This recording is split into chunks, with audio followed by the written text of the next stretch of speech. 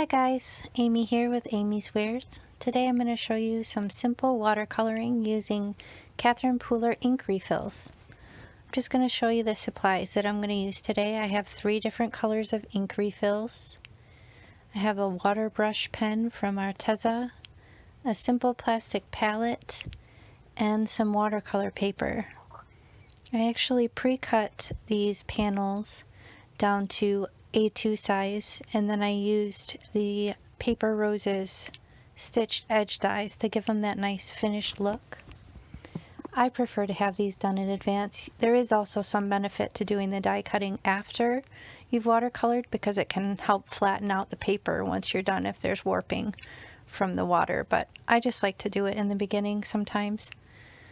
So basically what I'm going to do here is take these 3 colors, Coral Cabana, Tiara, and Something Borrowed, and just drop a couple drops into the reservoirs here.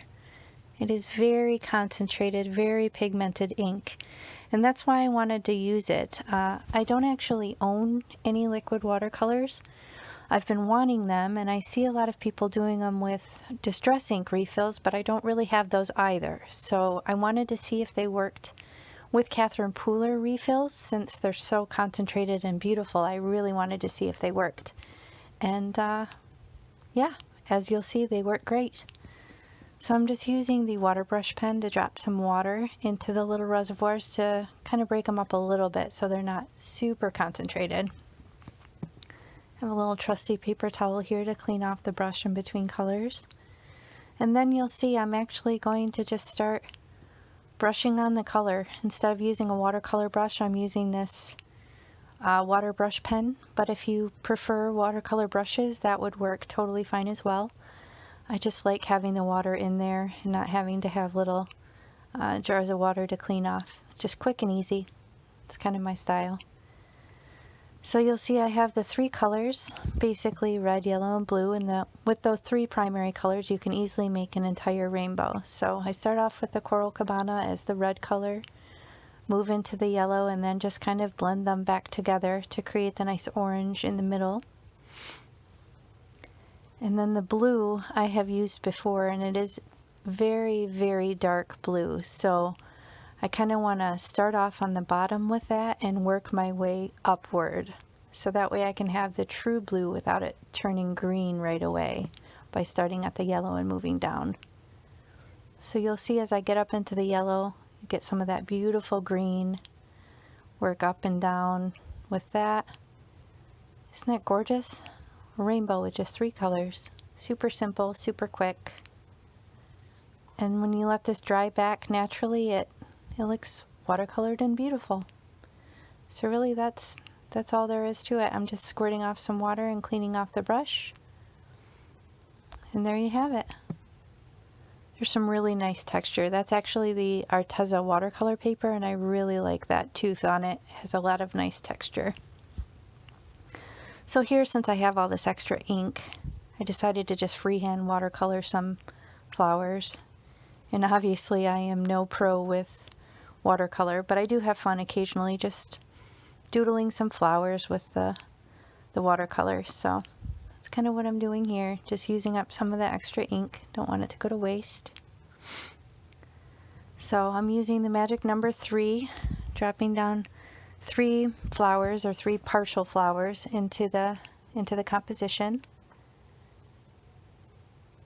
I'm out of the Coral Cabana already, so then I'll use some yellow to create some other little flowers. I don't know what they would be, but hey, it's just simple, right? I think it's at this point that I decide, before I want to try and add any blue for the background, I want to dry it off a little bit. So I think I'll put some yellow in the centers of the flowers. Just kind of use more of that up. And I do kind of want the yellow and the coral to kind of blend together and show like how a watercolor would react with them kind of blending together when it's wet. But I don't want that to happen when I add some of the blue to the background, so I decided to get my heat tool out. Typically I don't prefer to do this with watercolor because I like how it looks when it dries naturally, but for the sake of this video I didn't want to to wait around. I just wanted to hurry up and finish it. So just going to dry that off, not entirely, but enough to kind of help that it wouldn't bleed in the event I get too close with the blue.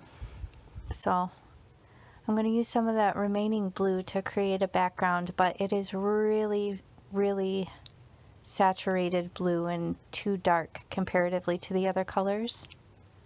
So I decided to add some water into another reservoir and then just drop a little bit of the blue into it to create a much lighter blue to start with. So I just kind of carefully added that as a background. I left a white border around the flowers. I could have probably gotten closer, but I don't actually mind the look. It's meant to look a little sloppy and messy. So I just continued my way around the panel, adding the soft blue color around. And then towards the end I realized that it wasn't quite bright enough of a blue for me. I wanted a little more oomph to it. So I actually ended up taking a little bit more of the fully concentrated blue and then just actually dropped that into the already wettened light blue areas. And you'll see when I do that, because it's still wet, you get that nice blooming that's characteristic of watercolor. So I just kind of dropped it in various spots along the panel just to give it a little bit more contrast on the background. And then to make it not look so splotchy, I just kind of went through with the water brush pen and just kind of smoothed it out a little bit, just so it looked a little bit more uniform. But there really isn't much to it, I promise. It's really, really simple watercoloring here. And then I let it dry naturally to get the cool watercolor look. So that's it. That's a way to use your Catherine Pooler ink refills as watercolors. I hope you enjoyed my video. If you did like it, please hit the like button and subscribe to my channel. You can even hit the bell if you want to be reminded when I have a new video, which I do post pretty regularly, so I would love to have you subscribe to my channel. Have a great day and thanks for watching.